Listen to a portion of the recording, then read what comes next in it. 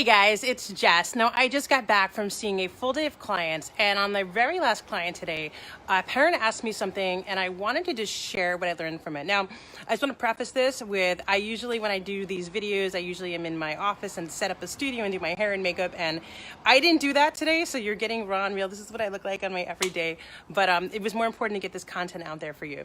So today's topic I want to talk about is 3 signs your child does not have autism. Now, if you go onto YouTube and you search, there's tons of videos to talk about what the signs of autism are, and a lot of parents are aware of them. Now, part of what I do is I work sometimes with early intervention, and I consult for families, and parents are always worried about if their child's in early intervention, could my child have autism? And people will tell you what to look for, but a lot of the warning signs that people talk about is maybe having a language delay or engaging in some sort of stimming behavior. A lot of those behaviors are also typical in kids that are young. So here are 3 signs your child does not have autism. And the first sign, and I just wanted to set real quick before I give these, quick disclaimer: if you think your child has autism, you need to go speak to your pediatrician and have them evaluated. This is not medical advice, but these are just some quick things you can look for to know that you may not have to have anything to be concerned about. So the first is, if your child is able to imitate and play naturally. The way that kids learn is they naturally imitate others when they're playing. So for example, like if you're running in the park and you start jumping up and down in a certain spot or clapping your hands, and I did that today where I was just clapping my hands and the child was running with me, and then he started clapping his hands, and I'm like, okay, that's a sign that he's imitating me. That's a sign that he does not have autism. Another example, if you wanted to check, can my child imitate naturally?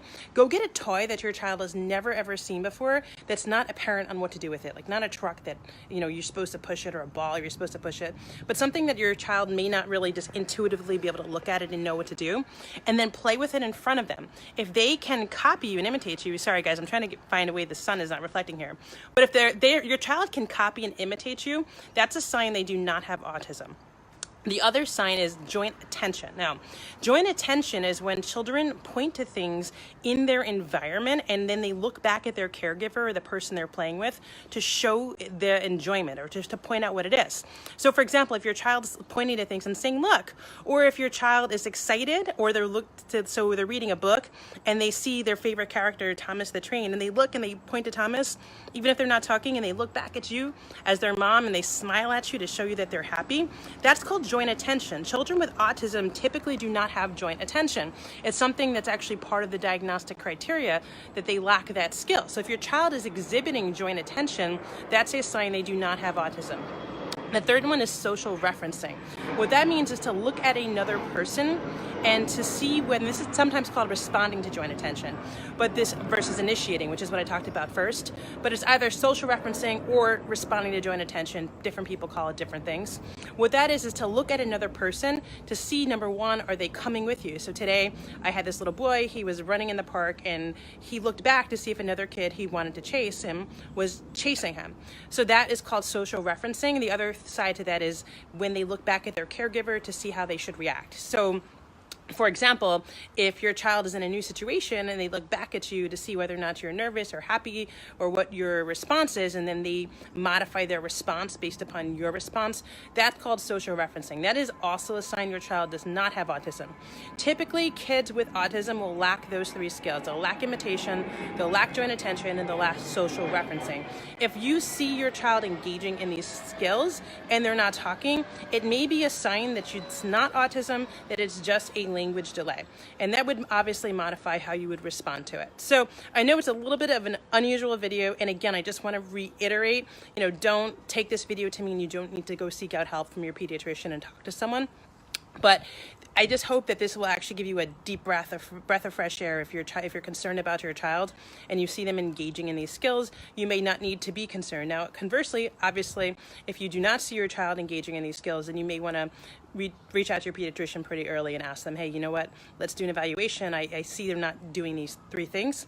A lot of times also, because children do learn at different rates, if you go to your pediatrician and you say, my child's not talking, and let's say they're 2 years old, the pediatrician might just say, yeah, well, kids learn at different rates. If you go to your pediatrician and you say, hey, my child is not doing joint attention, they're not referencing back to me, they're not imitating it, you typically will get an appointment much faster with a developmental pediatrician pediatrician, which means if it is autism, that you will probably get treatment faster, which is really, really important in getting kids caught up.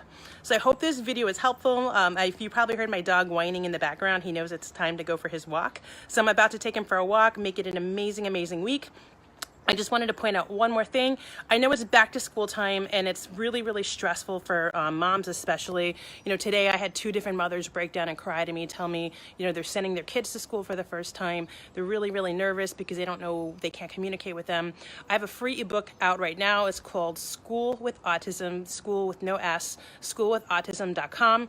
Go download that book. It's free, whether or not your child's going to school for the first time or back to school is hard for your family. It has some free tips to make it easier. So hope you have an amazing week, and I'll see everyone again soon.